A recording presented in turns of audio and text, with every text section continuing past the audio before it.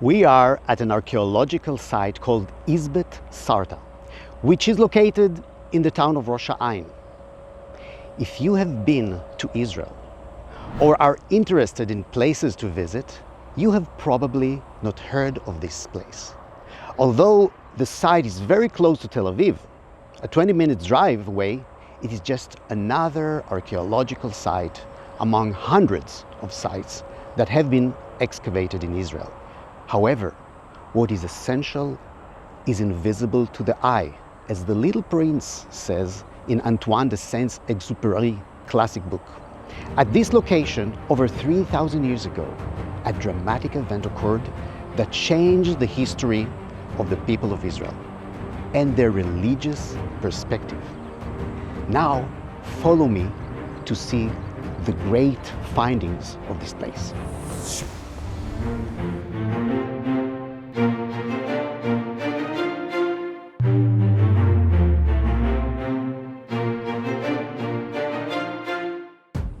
In the book of 1 Samuel, chapter 4, there is a story about a battle between the Israelites and the Philistines that takes place at this site called Eben-Ezer, or Eben-Ezer, near the city of Afek. Now the Israelites went out to fight against the Philistines. The Israelites camped at Eben-Ezer and the Philistines at Afek. The Philistines deployed their forces to meet Israel, and as the battle spread, Israel was defeated by the Philistines, who killed about 4,000 of them on the battlefield. When the soldiers returned to camp, the elders of Israel asked, "Why did the Lord bring defeat on us today before the Philistines? Let us bring the ark of the Lord's covenant from Shiloh so that he may go with us and save us from the hands of our enemies." So the people sent men to Shiloh, and they brought back the Ark of the Covenant of the Lord Almighty, who is enthroned between the cherubim. 1 Samuel 4:1-4. We cannot definitely identify this place as Eben-Ezer because its location remains uncertain. However, according to the biblical description and the finding at this site, there is a high probability that Eben-Ezer is at this site where we are standing or very close to it. Although they trusted in the God of Israel and believed that he would give them a sure victory, when they brought the ark into the battle, the result of the battle was shocking. So the Philistines fought and the Israelites were defeated, and every man fled to his tent. The slaughter was very great. Israel lost 30,000 foot soldiers. The ark of God was captured, and Eli's two sons, Hophni and Pinchas, died. The ark of the covenant fell into Philistine hands, resulting in its exile. The dramatic nature of this event cannot be overstated. It reshaped the Israelites' theological understanding. They have placed all their faith in the physical existence of the Ark of the Covenant. Yet not only did the Ark not save them, but it was taken captive by the Philistines, and the tabernacle in Shiloh was burned down. Overwhelming defeat in the war must have led to a crisis of faith among the people of Israel. It can be assured that the Israelites' confidence in God was deeply hurt. It is no wonder that shortly after the Ark of the Covenant fell to the Philistines, the Israelites asked Samuel to anoint a human king over them. God tells the astonished Samuel, "They have rejected me as their king." The fall of the Ark of the Covenant is a stage in the transition of the people of Israel from a pagan theology in which they see God, like the people of Canaan, in a man-made object, to a new understanding that God demands repentance and true worship that comes from a pure heart.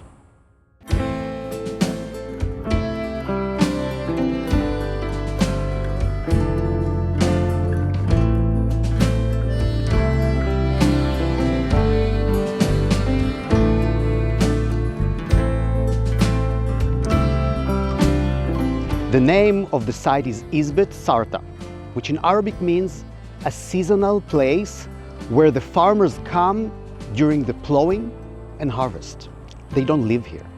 Beyond the biblical story, this site is of a great significance for its contribution to the understanding of the Israelite settlement in the days of Joshua, and for research on the beginning of writing in Israel. Let's look around to see where we are located. We are on the western slopes of the mountains of Samaria, where they meet the coastal plain. East of us is the city of Ariel, and to the west of us we can see Tel Aviv. We are right in the middle. We're within the territory of a town that has grown around the site and surrounds it. The town is Rosh Ha'ain, which preserves the name of an Arabic village that was called Ras Al-Ain. The meaning is, both in Hebrew and Arabic, source of the spring.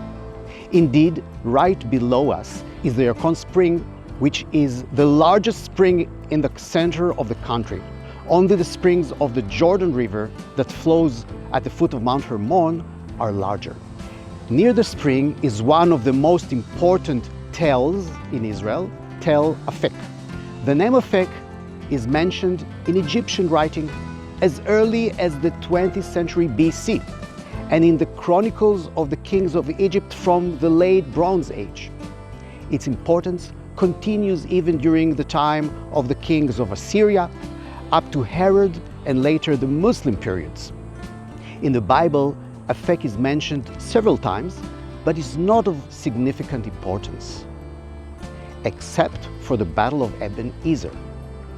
Tel Afek has been excavated and its identification is certain. This is the Tel located about 3 kilometers below us. The location of Eben-Ezer, as stated, is uncertain. But many today call the place where we are standing Eben-Ezer. The archaeologists who excavated here were less concerned with the question of whether this is the location of Eben-Ezer or not. Archaeologists like tangible stuff. Indeed, several important items were found here at this site. The site is similar to many hundreds of sites in the central mountain ridge of Israel. These are all small sites from the beginning of the Israelite settlement after Joshua's conquest of Canaan. And they all have a similar character. A few houses, identical in shape, small pits for storing the barley grains, and many pottery fragments. Those are the pits that were found here. There are dozens of them, and they are found all over those sites, those settlement sites in Judea and Samaria. In the beginning, people thought maybe those are cisterns for water, but cisterns have always plaster to keep the water from leaking, and those do not have any plaster. So what's more probable, and that's what people think, is that during spring, when they harvest the wheat and the barley, they store it here for the whole year. They cover them probably with wood or something, and this is their storehouses for grains for the whole year. Just as tourists do not usually come here, they do not go to the hundreds of similar sites throughout Judea and Samaria. The reason is that there is nothing very impressive to see in them. And tourists prefer the larger and more impressive sites. We're entering now into the house, a typical house that we can find in all Israelite sites that date to the 12th until 10th century BC. And they're very typical, they're all the same. This is a relatively big one. They're all quadrant with 4 spaces, 3 spaces like this, and then another space there. The fact that they're so similar to each other is a great marker of archaeology. We know that those houses are the marker for the Israeli settlement after the time of Joshua and during Judges.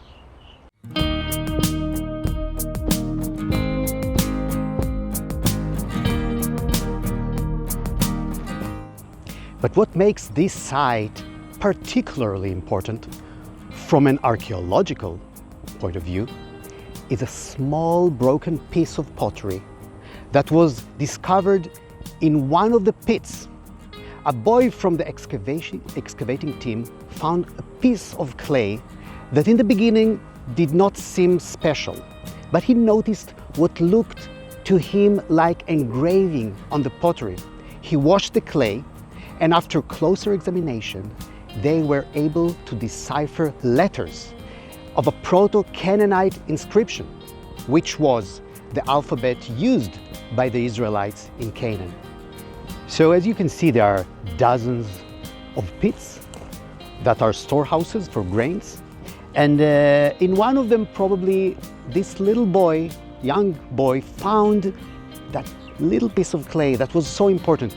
And it's really exciting. You know, children many times join expeditions of digging and excavating, and sometimes the most important and precious findings, they are the ones that find them. So it's exciting, and many people really like to join in excavating ancient sites because they're looking for that certain piece or certain coin that will make the whole change about the site. A broken pottery with writing is called an ostracon. The ostracon from Izbet Sartah is the earliest evidence of writing by the Israelites and dates to the 12th century BC, after Israel entered Canaan. So what is written on the ostracon? Well, gibberish. Or more accurately, the letters of the Hebrew alphabet are engraved on it in order from left to right, several times. This might be interpreted as an exercise of a student learning to write the Hebrew letters, just like first grade students exercise today. The discovery of the ostracon here was very exciting, but it also raised questions. First, the dating of the ostracon is undebatable, and therefore we can say it is the earliest evidence of writing among the Israelites in the land of Canaan. However, to this day, we have no other archaeological evidence of writing and literacy from the 12th century BC. Starting in the 9th century BC, there is a great deal of evidence of written text. So what can be said about the discovery of writing from just one ostracon on one site? On the other hand, the fact that the ostracon was found in a small village here, which belongs to a period when the Israelites were still in a tribal culture, and before there was an administration and monarchy, teaches us a great deal. If even in the small village, with a few dozen agricultural Israelites, we see writing, and perhaps even the study of writing, then this certainly reflects on the writing culture of the entire population.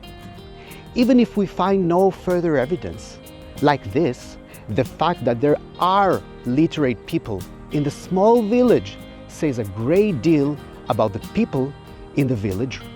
Writing is probably important and central to their culture. This fact has enormous significance in the questions of when the Torah and the Bible were written.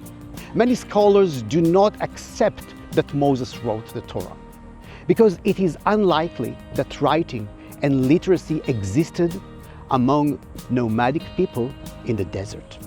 And also because there is no archaeological evidence for that. However, the small ostracon from Izbet Sartah sheds new light on writing among the Israelites in a very early period. Could it be that we're underestimating them? And could it be that what is written in the Bible is simply the truth?